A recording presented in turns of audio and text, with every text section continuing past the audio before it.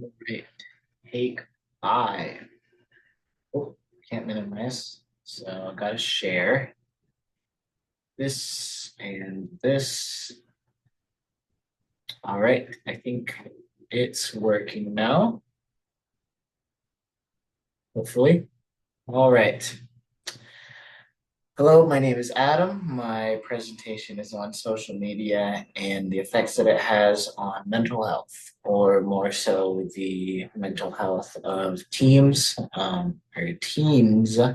and young adults. And that is just because, for some reason, studies have shown that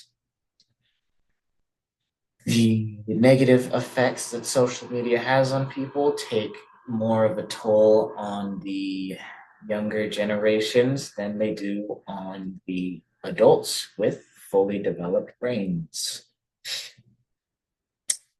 My first slide is the impact of social media on mental health.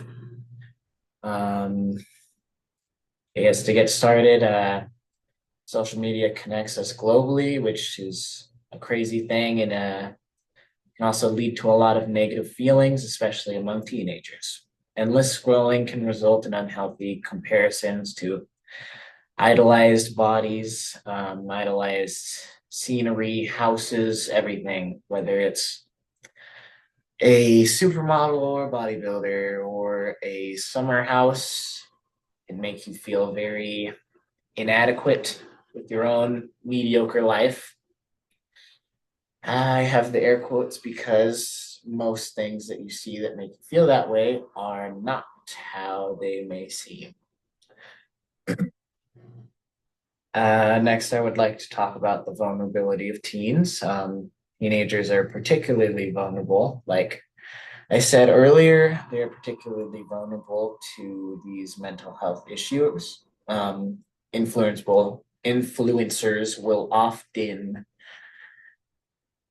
um, will often target this audience, and especially during times like COVID, there was a notable rise in anxiety and depression among young people. This graph highlights that. It's a lot of influencers, they'll sort of unknowingly target this audience.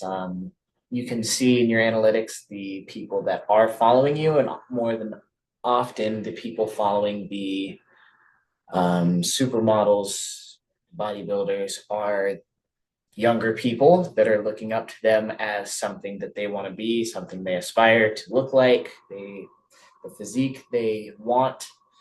And often, more often than not, really, it is a unfeasible dream that they have either made via Photoshop or the use of performance enhancing drugs like steroids.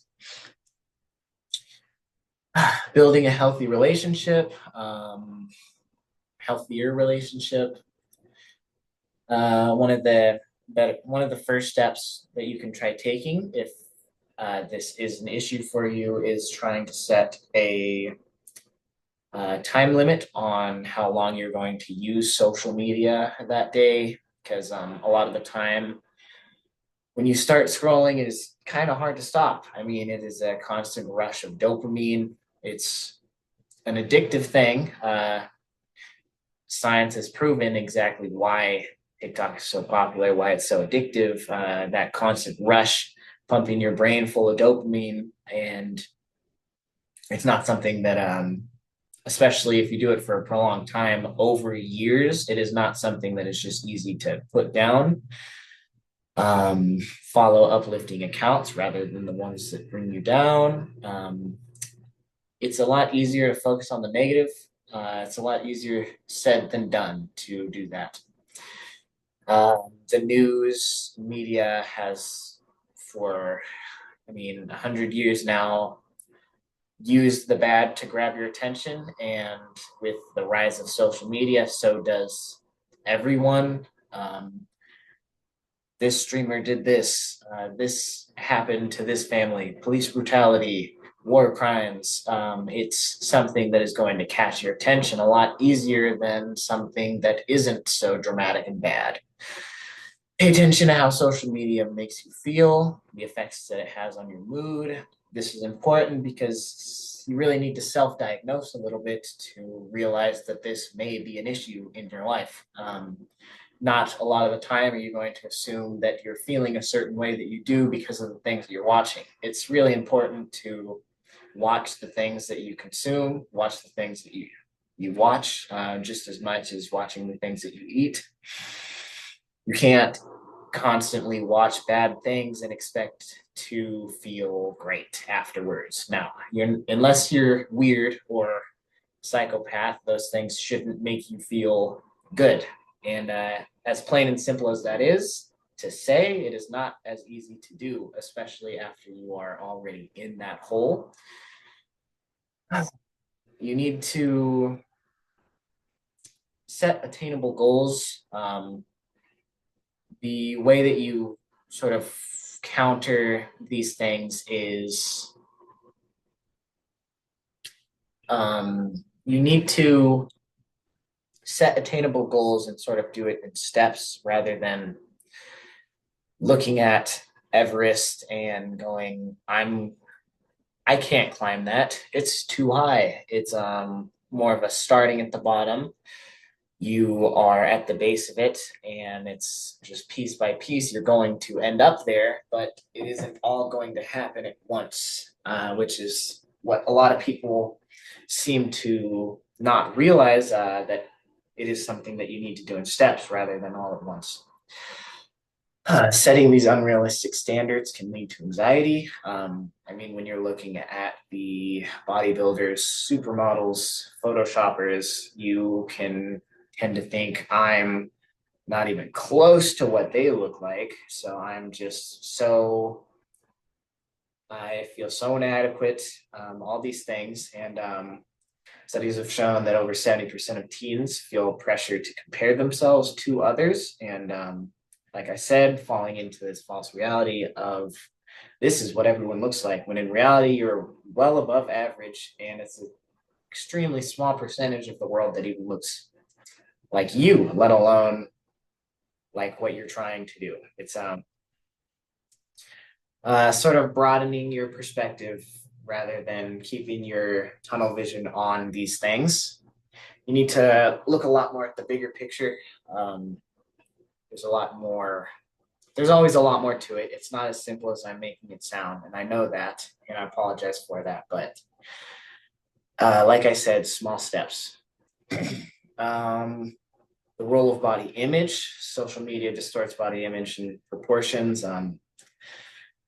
Idolized body types can lead to problems with your self-esteem and create eating disorders. I know too many people, mostly girls my age, with eating disorders. It's an alarming thing. Just being one person and knowing, I mean, more than three in my life is an alarming thing to me, at least. When these people are doing these things and making the youth think that they are real, it is pretty harmful. I mean, harmful to their morale, what they think, and what they try to do to attain these things. But it's altogether, it's just not a great thing that's happening. Algorithms hide in this issue by showing the same content.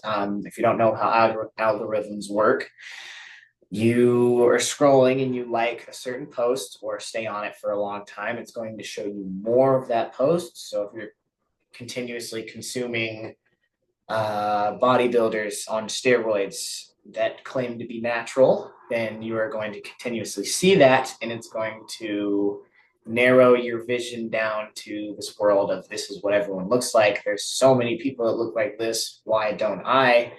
When in reality, they are on steroids. And it's, again, it sounds simple, but we all know it's not. We've talked a lot about the negatives. And like I said earlier, it's a lot easier to focus on the negatives. But with social media, there are also a lot of positives with it. It can provide support and connections with people, offer space for self expression and community. On that note, I mean, it gives people an opportunity that they wouldn't have in the 60s and 70s, even. And just being able to be a musician and get your music out there via Instagram, TikTok, being a video editor, artist, anything, being able to get yourself out there and gain an audience and potentially pursue your passion and do what you want for money, becoming an influencer, gaining a following, and just doing what you love. I think that that is an incredible thing. Online bonds can help reduce feelings of loneliness. I think a lot of the coolest, funniest people I've ever met, I have met online. And I mean, living in Quincy, you're quite literally in a mill pond in a world with hundreds of oceans of people that I never would have met if it weren't for things like this. And I mean, I'm still friends with a lot of these people today, and years later, I've made like lifelong friends through this. And in conclusion, it's about striking a balance, finding the yin and yang for everything. There's always going to be the bad. There's always going to be the good. You can't fall into that hole of the negativity and the bad things. You do need to self-diagnose and sort of look at how you are feeling. That is a really important thing, and really just use it wisely. Use it, sort of take mental notes. Don't just go in blind. And yep, that's my conclusion. Hopefully, the slides are there this time, and I hope this is the last time I have to record this. Thank you for watching, and my name is Adam, and this is Disney Channel. Da-na-na-na-na-na-na. And yes, it was